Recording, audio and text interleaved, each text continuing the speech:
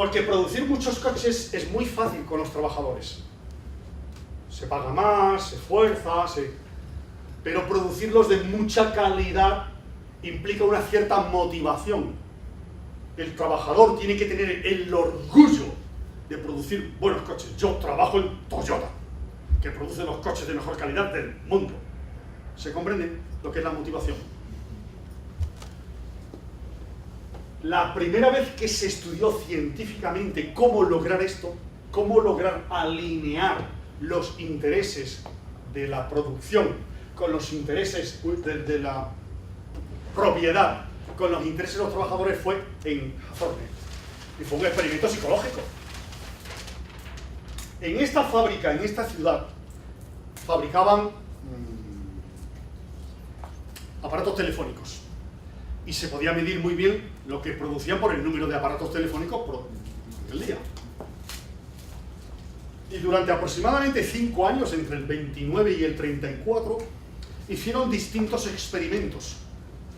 Por ejemplo, aumentar la luz para que vieran mejor, o disminuir la luz. Permitir que fueran a orinar con prisas o con menos prisas. Permitir que salieran media hora antes del trabajo o que no salieran. ¿Se comprende? A ver, su sorpresa fue que cualquier cambio mejoraba temporalmente la producción. ¿Tiene lógica? Los obreros se sentían observados y se sentían incentivados por los cambios que estaban intentando mejorar su producción. Y mejoraban su producción. El problema es que por un tiempo, después decaía. Lo interesante es que la motivación la lograba el cambio. Y no el cambio, sino la atención. Ellos demostraron que lo que cambiaba la actitud y la producción de los trabajadores era que la gestión les hiciera caso. Les hiciera caso, les tomara en consideración, se preocupara por algo. El algo era lo de menos. De hecho, se bajó la luz y el resultado fue igual que subir la luz. Luego no era la luz, era que estaban dentro de un experimento en el que ellos se sentían observados, queridos, cuidados, que alguien se preocupaba de ellos. Tenemos exactamente lo contrario en las unidades básicas de salud. Finalmente han sido los extranjeros los que han venido y alguna enfermera que estaba haciendo algo precioso ha hecho fotografías. Por Dios, esto no lo he visto en ningún lugar del mundo, esto... O un ACS, por Dios, pero qué cosa... Claro. ¿Cómo tiene que venir un extranjero esporádicamente? Pero si eso es parte del trabajo del gestor. El problema es que ¿quién explica esto a los gestores? Nadie. Nadie. Pero no puede ser, estamos en el siglo XXI, casi 100 años después de este experimento. Este experimento ha dado literatura que hoy continúa. Yo cité una revista el otro día, el The Economist, ¿no? En el The Economist, hace aproximadamente 6 meses, salía una revisión, un libro, comentando un libro, de una revisión de todos los datos, porque están acumulados, en el que se volvían a reanalizar el efecto Hazorne. Y ese mundo brillante que está aquí esperándonos, se le niega a los gerentes. Y se les manda a gerenciar con una cultura. Si hay desconfianza de los gerentes, ¿cómo ellos van a tener confianza? ¿Quién batir a su mujer? El que ha sido pegado cuando niño. Mucho más probable. Natural. Yo reproduzco las conductas que he visto. Si la conducta de la dirección conmigo es de desconfianza, ¿cuál es mi conducta con los de desconfianza? Y así todo está cerrado con llave en los centros de salud brasileños, más que en España, 1000 veces más que en España. Todo está cerrado con llave. ¿Pero por qué está cerrado, fechado con llave? ¿Pero por qué todo está cerrado con llave? Cultura de desconfianza. Nadie se fía de nadie. En un centro de salud que vimos, cada médico, incluyendo cada residente, llevaba todo el material a la consulta cuando empezaba y después se lo llevaba. Llevaba una especie de... parecía que iba de viaje con la maletita, todos, porque no se fiaban en nada de nadie. Todos se lo llevan hasta el último papel. El carimbo, el último papel, el otro la prueba, no sé cuánto. Todo se lo llevan, todos los días. Eso no puede funcionar. No podemos esperar que eso. ¿Se entiende de qué estamos hablando cuando hablamos de incentivos y motivación? Estamos hablando en último término además de cosas sagradas. Porque claro, el trabajador se pasa aquí 8 horas, o 12. Y es sagrado que esas 12 horas no sean de frustración. En España estamos teniendo un problema gravísimo. Y es médicos, enfermeras hace ya mucho tiempo, pero médicos que te lo dicen. Yo soy médico de 8 a 3 o a 4. Después no soy médico. A mí me gusta jugar al golf, yo voy a jugar al golf. A mí me gusta el cine y voy al cine. Yo escribo, yo tengo teatro, y yo no quiero ser médico. Soy médico esas horas porque tengo que comer. Eso es terrible. Porque el médico es médico permanentemente. Y la enfermera también. Y lee fuera del horario, estudia. Permanentemente, porque esa es la definición de médico. Y no pueden querer, como hemos visto aquí y en España, 1 hora para yoga dentro del horario. O 1 hora para estudiar inglés dentro del horario. Pero no, eso se hace fuera. Eso, bueno, en algún caso especial se puede hacer algo dentro, pero no puede ser la norma. Las 8 horas de trabajo son para ver pacientes. ¿De qué estoy hablando yo? Yo estoy hablando de una motivación y de unos incentivos que no destruyen, sino aumentan lo que llamamos motivación intrínseca. Porque hay 2 motivaciones. La intrínseca y la extrínseca. La intrínseca es sagrada, intrínseca. ¿Se dice así en portugués? Es sagrada porque no tiene precio ni hay casi forma de crearla. Es el deseo que todos tenemos de hacer el bien. Es lo que yo decía ayer de que ningún profesional quiere matar. Pero eso es una suerte. De vez en cuando hay algún profesional que quiere matar y mata 60, 70 personas, 100, 200. El ejemplo más terrible, un médico general en el Reino Unido, el doctor Simpson. Creo que se escribe así, pero se busca. El asesino en serie mayor del mundo. Mataba por placer a sus pacientes. Se suicidó cuando se descubrió. Creo que tiene acusación como de 160 muertes, pero puede tener 300 o 400. Empleaba básicamente derivados de morfina y mataba tanto a jóvenes como a viejos. Aprovechando que iba a domicilio, que tenían algún problema, les inyectaba y lo mataba. Hay que tener cuidado, porque la mayoría no queremos hacer eso. Pero si queremos matar, tenemos mucho poder de matar. ¿Se comprende? Si quisiéramos matar, mucha gente podríamos matar, porque estamos en el campo en el que podemos matar, sin que pase nada. Eso es motivación intrínseca. Hay que tener mucho cuidado con la motivación intrínseca, porque esa es sagrada.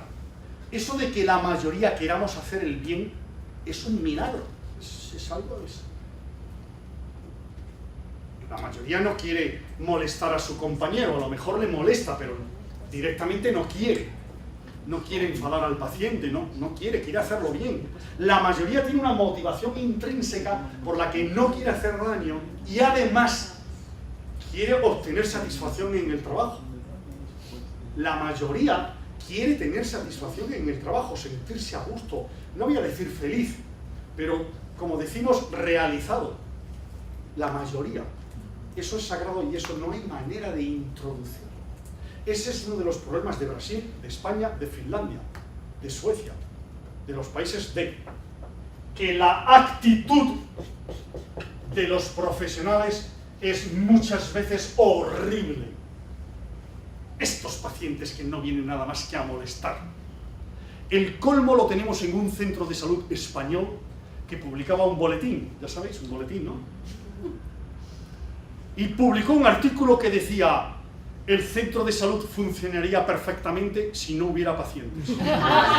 Lo publicó por escrito. Y tenía toda la razón. Si no hubiera pacientes, con 2 o 3 para cumplir el protocolo y dedicarle 2 horas a un preventivo y otras 2 horas a un embarazo, el centro de salud era perfecto. Pero eso es una degeneración. Lo publicaron por escrito. Es increíble que lo pusieran por escrito. Pero esto revela una actitud. Y las actitudes son muy difíciles de cambiar. Supongamos que el Ministerio de Sanidad, de Salud de Brasil decide honradamente cambiar el sistema, se asesora con buena gente, intenta hacerlo por sus pasos, tiene prudencia. Si no hay una actitud de los profesionales, jamás lo llevará adelante. Jamás. La actitud de nuestros profesionales es clave y no tiene precio, no podemos pagarla. Yo he insistido antes en el proceso de decisión, en el primer paso, en la selección de alternativa, que tú tienes conocimiento, y dije aquí que necesitabas, ¿qué necesitabas aquí? Lo dije, ¿lo ha apuntado alguien?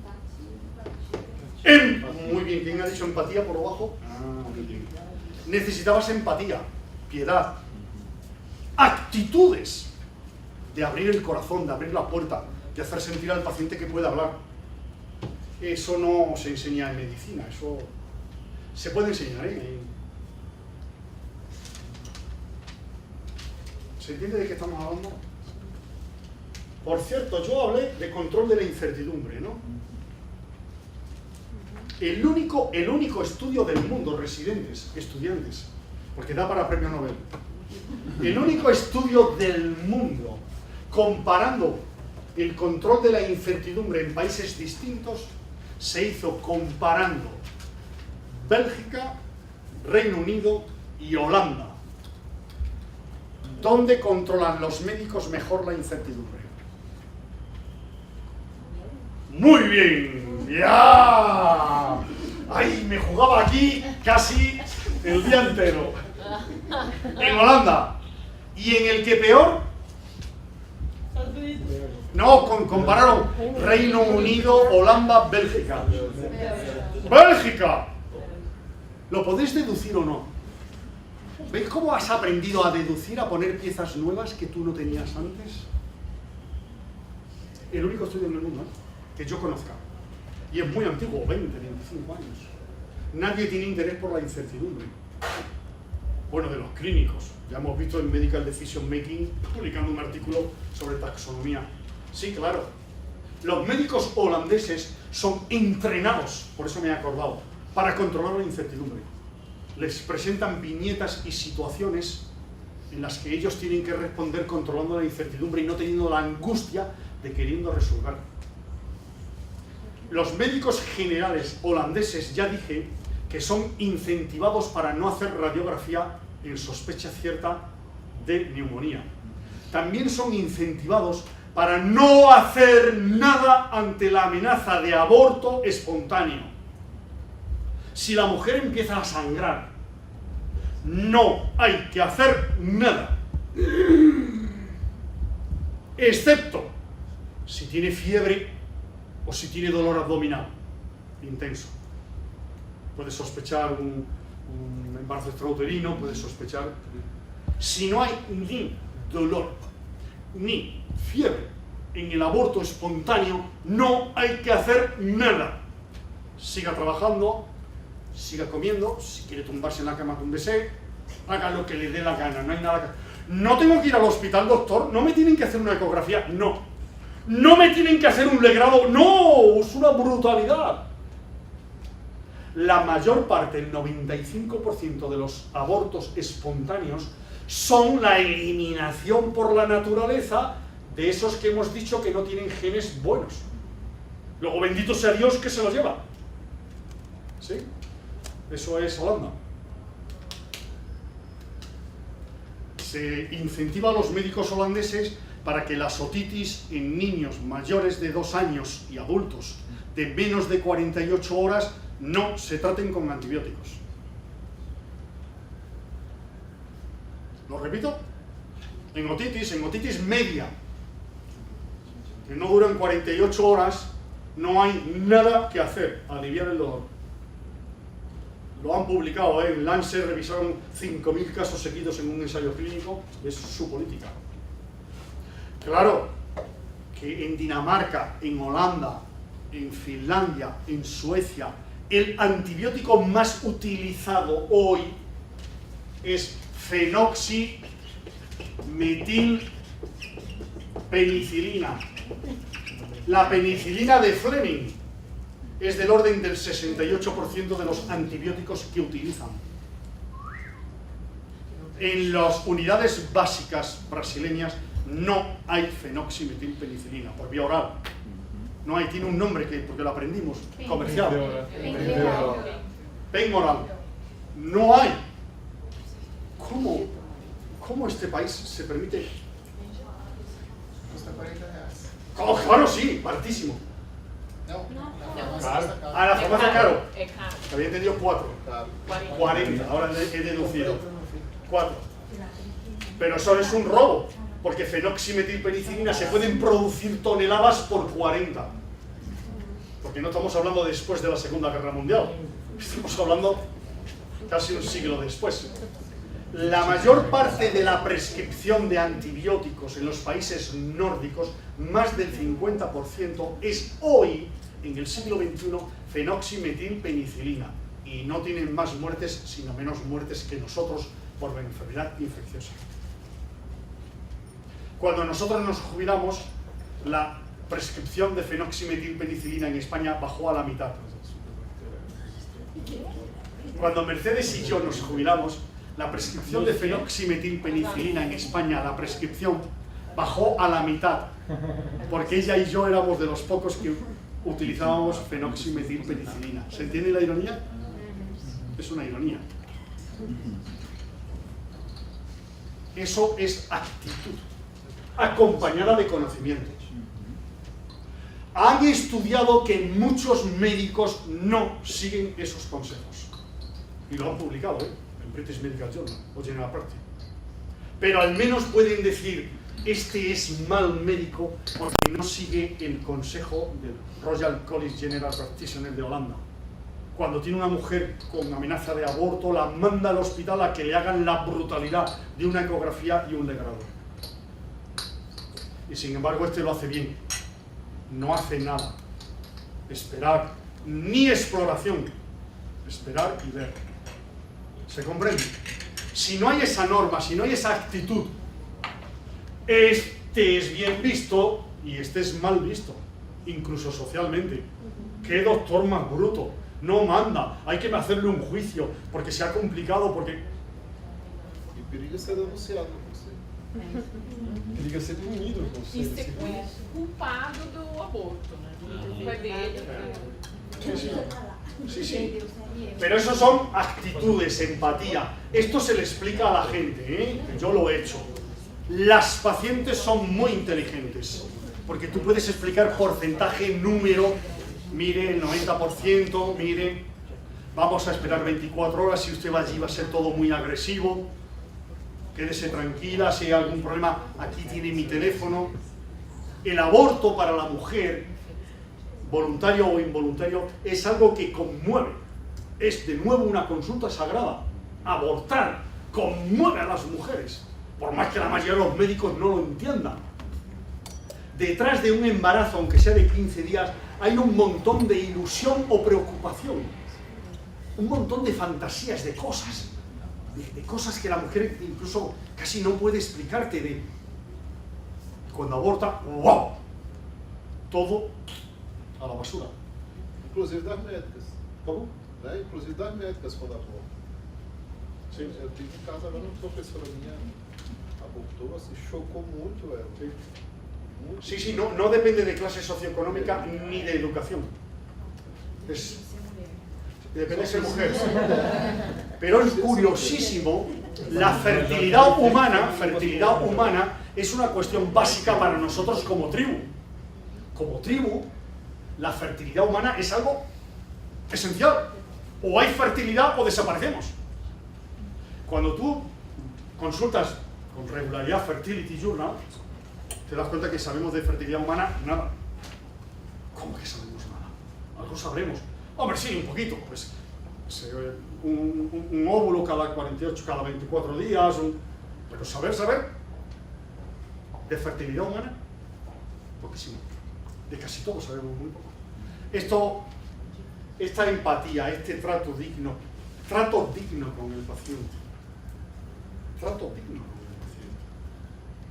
Este comprender, este ponerse en el lugar, esto abrir la puerta, este tolerar al paciente que hoy no hable. Y cuando mañana te lo dice, no echarle la culpa, me lo tenía que haber dicho ayer, porque he hecho el ridículo. Y es verdad, alguna vez uno hace el ridículo porque el paciente no dijo lo que pasaba. Y los compañeros pueden pensar, pero qué mal médico. Y tú dices, pero si no me lo dijo. Hay que tolerar al paciente y no echarle... Y no convertirlo en un paciente difícil. Porque muchos pacientes que son difíciles es porque han tenido profesionales incompetentes. Que es muy duro decirlo. Pero detrás de mucho paciente difícil hay profesionales constantemente incompetentes. Médicos, enfermeras, recepcionistas, ACS. ¿Vale? Entonces la motivación interna es algo a cuidar. Y la motivación interna sí la podemos aumentar los profesionales entre nosotros, con el profesionalismo. Ese debate ausente, el debate del profesionalismo, que es esencial, que insisto que hace 20 años que en el mundo hay un debate intensísimo de cuáles son nuestras responsabilidades sociales como profesionales. Nosotros somos todos unos privilegiados. Tú dices, soy médico, y obtienes un trato. Yo nunca digo que soy médico, yo digo soy funcionario. Claro, no me gusta. Pero si tú dices eres médico, el mundo se transforma, tienes un respeto, tienes un... Cuando se hacen confianza de la población con bomberos, ejército, políticos, médicos. ¡Buah! Los médicos arriba de todo. Esa confianza social tiene que tener una responsabilidad de nuestra parte en contrapartida. Y tenemos que ser nosotros los que exijamos a nuestros compañeros que lo hagan bien, porque somos los que sutilmente sabemos quién lo hace mal y quién bien. Nosotros sabemos, si yo tengo apendicitis, yo en este hospital en el que trabajo no me opero. ¿Se comprende cómo sabe uno si un hospital es bueno o malo? Si sus profesionales no se integran como pacientes en el hospital, ese hospital es malo. El otro día nos contaron un caso aquí. No voy a dar muchos detalles para que no se pueda identificar. En el que ante una operación urgente se decidió que esa persona no ingresaba en un hospital público sino en uno privado y pagó 34.000 reales por 2 días de ingreso. Y no empezaron a tratarlo hasta que la tarjeta Visa se transformó en dinero y era una situación urgente. ¿Qué está diciéndonos el acompañante que trabajaba en un hospital público? Que su hospital público es horrible. Los que trabajamos en sanidad sabemos quién es el buen cardiólogo de Sao Paulo, al que yo llevaría a mi hijo si tuviera una tetralogía de Fallot. Nosotros. ¿Por qué? Porque esas cosas son sutiles, se extienden, no tiene que ver con las publicaciones, no tiene que ver, no, el buen pediatra es, el buen médico general es, eso lo sabemos. Somos los profesionales los que podemos con profesionalismo incrementar o disminuir la motivación intrínseca. Si todos pensamos que no tiene arreglo el sistema no tiene arreglo. Por efecto Rosenthal. Si unos cuantos locos empezamos a creer que el sistema tiene arreglo, el sistema se arregla. A lo mejor nosotros no lo vemos, pero lo verán nuestros hijos, nuestros nietos. ¿Sí? Esa motivación intrínseca depende de nosotros, no de los jefes. Y a los estudiantes se les puede transmitir mucho, y a los residentes se les puede transmitir mucho, con una exigencia. Yo digo que a los residentes, lo digo y lo repito siempre, hay que ponerles una guindilla. ¿Sabéis lo que es una guindilla? Que pica mucho, una guindilla. ¿Cómo se dice en portugués? Sí, de pimentón, de pimienta. Una guindilla que pica mucho. ¡Agua, agua, agua! En el culo. Los residentes tienen que tener una guindilla en el culo para que estén todo el día estudiando, todo el día. Un residente no puede ser una persona tranquila. Un residente tiene 2 años en que tiene que aprender millones de cosas. Sutiles, duras, difíciles, de empatía, de sociología, ¿se comprende?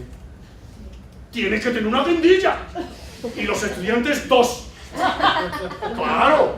¿Cómo puede ser que un estudiante que tiene el día entero para estudiar no estudie? Todo el día tiene que estar estudiando.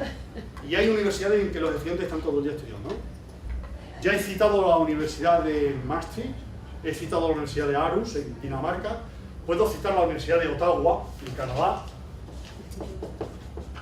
puedo citar la Universidad de Tampere, en Finlandia, puedo citar la Universidad de York, en Reino Unido, puedo citar la Universidad de Cairns, en Australia, donde hay buena medicina.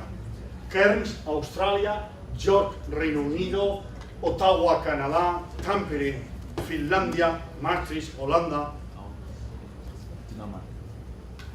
Aarhus, en Dinamarca. Los estudiantes estudian el día entero. En la maestría de la Johns Hopkins, que yo daba clase, la maestría de salud pública en la Johns Hopkins, hay ministros de sanidad de muchos países que van a hacerla, ¿se comprende?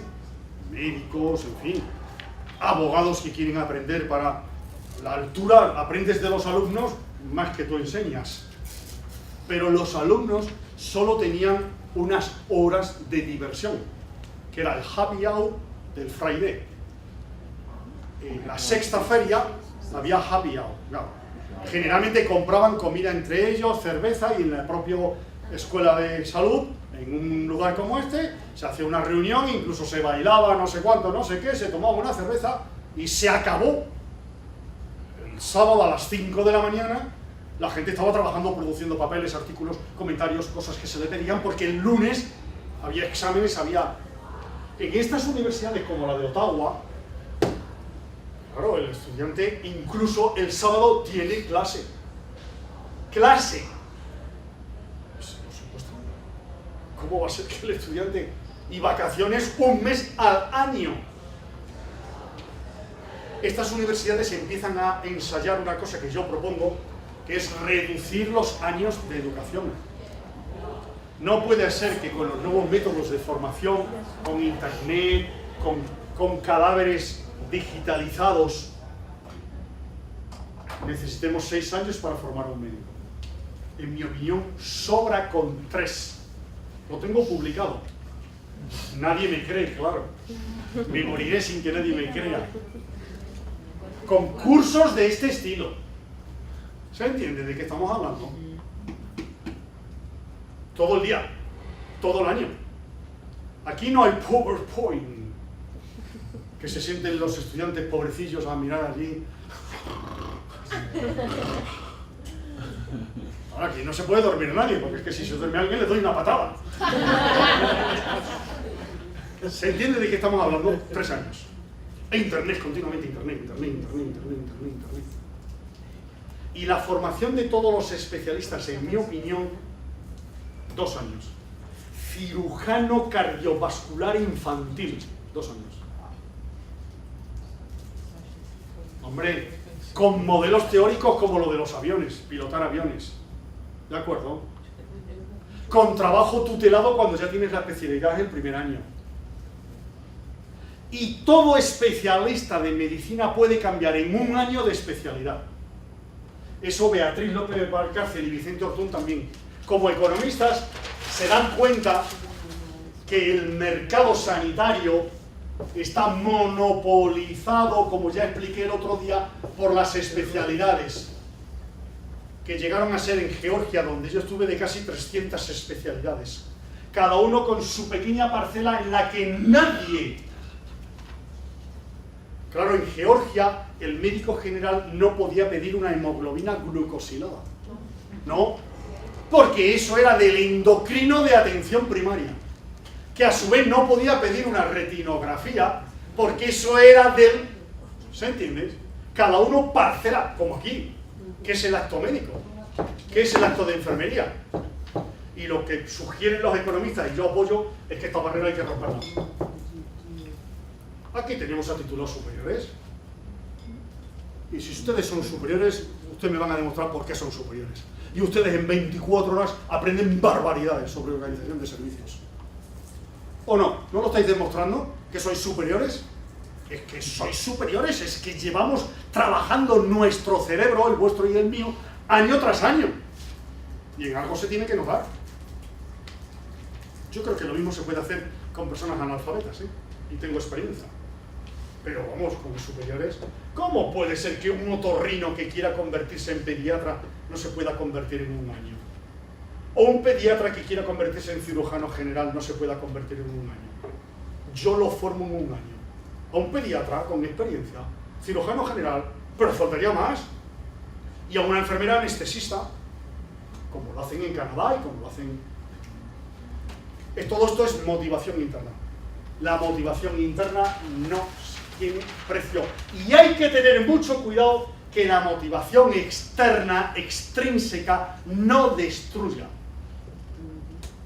En el experimento de Gethorne, en ese experimento, una de las cosas que tuvo impacto negativo en la productividad fue aumentar el sueldo. Se aumentó el sueldo a los trabajadores. Y la consecuencia fue que producían menos aparatos. Porque la percepción fue que habían producido muchos aparatos y por eso les pagaban más. Si progresivamente no seguían subiéndoles el sueldo, ellos progresivamente hacían menos. ¿Se comprende lo que es psicología industrial? Hay que tener mucho cuidado. Cuando decía Josep Casajuana que los incentivos son una faca, es que son una faca. Hay que tener cuidado que los extrínsecos no destruyan los intrínsecos. Por ejemplo, un momento. Esto salió en el artículo de Llama que he mandado 10 veces a la lista brasileña y no ha leído nadie. Es el de Veteran Affairs, editorial sobre diabetes y calidad. Ellos dicen una frase que yo repito continuamente. Los incentivos pueden transformar el registrar para mejorar en el registrar para cumplir. ¿Se comprende? Registrar para mejorar, obtener datos para yo ser mejor, a registrar para cumplir lo que me dicen. Están para cobrar, para tener dinero. Están destruyendo. Si yo registro mi actividad o en un ordenador, un sistema de información, en principio es para mejorar. Pero si no se hace bien, termino registrando clac, clac, clac, clac, clac, clac, clac, clac, para el incentivo. ¿Se vuelve? Ahora pregunta, porque ahora voy a poner un ejemplo. Pensando nisso tudo, né?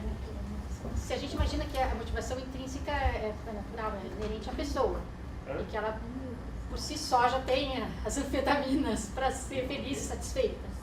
Se coloca uma pessoa dessas para gerenciar uma equipe, e a equipe tem pessoas que já têm, outras que não têm. Ela poderia, de uma certa forma, contagiar, motivar mais essa equipe para também buscar esse caminho.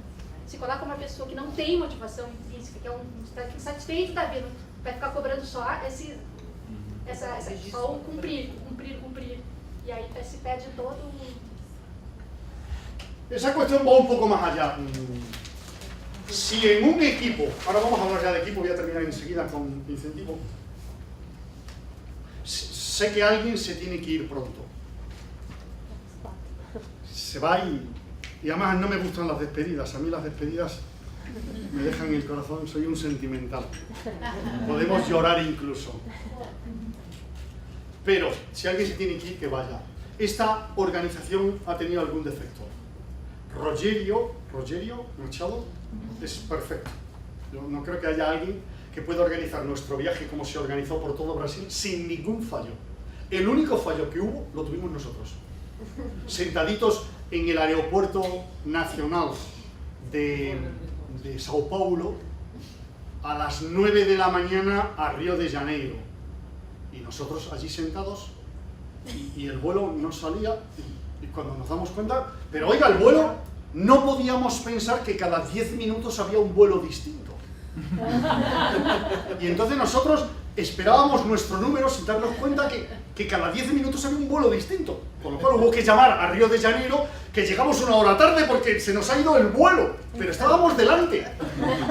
Pero pensábamos que era un único vuelo a Río de Janeiro en toda la mañana. Bueno, es que somos de pueblo, somos de montaña. No somos de Sao Paulo. Y se escapó el avión porque era cada 10 minutos y ya no valía nuestro billete para el billete siguiente, que era 10 minutos, pero si son 10 minutos. No, es otro vuelo, tiene que cambiarlo. Bueno. En este seminario ha habido algún error. Y tengo yo en parte la culpa porque yo no lo organizo, pero tú sabes cómo organizamos los seminarios, Sandro. En los seminarios son muy importantes las cuestiones sociales, porque somos humanos. Entonces, se manda con se elige un hotel que esté céntrico. El metro es esencial. Somos médicos pobres, no nos podemos permitir taxis. Claro, es que esto es un lujo, es que no se puede pensar. Entonces hay que buscar un sitio que tenga metro, que es donde todos podemos ir con muy poco dinero. Más o menos céntrico. Se busca el día anterior y se anuncia con 15 días un lugar de encuentro.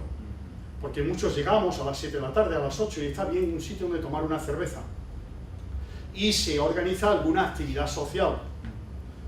Un día a cenar, tomamos una cerveza en un sitio tranquilo y cómodo, que los locales, los de Sao Paulo, los de Barcelona, los de Madrid, conocen y no viene la guía de turistas. Que eso es lo bonito. Que es bueno, bonito y barato. Y tú vas diciendo, ¿estuviste en Sao Paulo? ¿No fuiste a João de Déu? Ah, entonces no has visto nada, porque es el local más bonito que solo los de Sao Paulo conocen. Y eso no cuesta nada organizarlo, no es dinero. Ninguna de las cosas es dinero. Mandar un plano para decir dónde está, buscar un hotel que esté cerca de un... Lo digo por si organizáis en el futuro alguna reunión, que lo penséis. No con nosotros, porque no creo que nosotros vengamos mucho. Así que quien se tenga que ir, que se vaya. Había una pregunta que querías hacer. Na verdade, a respeito do que você estava falando anteriormente, de tomar cuidado em destruir a motivação interna, né, com motivações externas. E uma coisa que eu tentei, que até para mostrar para todo mundo o que está vindo aí, né? Na verdade, já está na praça, PEMAC. Não se ve bien. Que a PEMAC, Programa de Melhoria do Acesso e Qualidade, né, tem a ver com pagamento de alcance de valores. É um quê? É de verdade. É de EMAC, É o quê de crueldade? É. Crueldade. Então, assim, eu acho que isso reflete o que a gente vai passar. E o dinheiro não vem para o profissional. El mejor ejemplo, porque en Brasil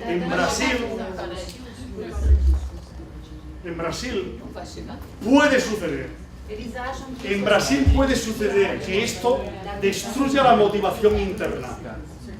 Puede.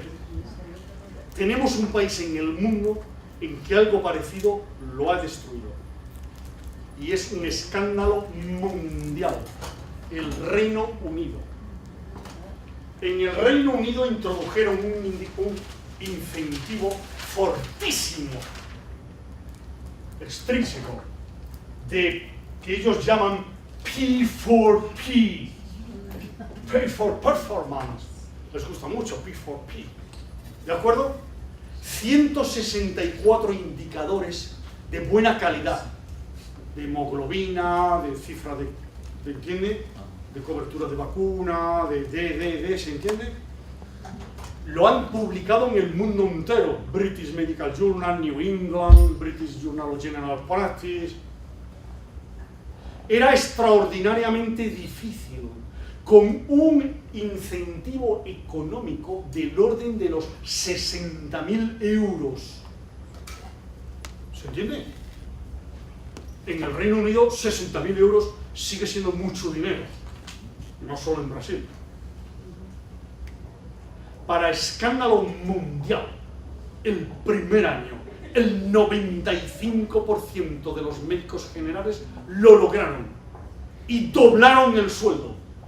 Son hoy los mejor pagados del mundo. Eso es un escándalo. ¿Cómo lo lograron? Fácilmente. Contrataron enfermeras y médicos asalariados exclusivamente para teclear. ¿Qué es lo que se paga? Tal y tal cosa. Usted no sale de esta consulta si no se lo hago, quiera o no quiera. Eso en sociología de la motivación se llama efecto lupa. ¿Lupa? ¿Cómo se dice lupa en portugués? ¿Lupa? El profesional tiene efecto lupa y se concentra exclusivamente en lo que paga. Está destruyendo la medicina general más que Thatcher. Porque entonces el médico que llaman ellos principal, que es el que tiene el contrato para la lista, subcontrata a esclavos para que... ¿Se entiende la cosa brutal y dura que estoy diciendo?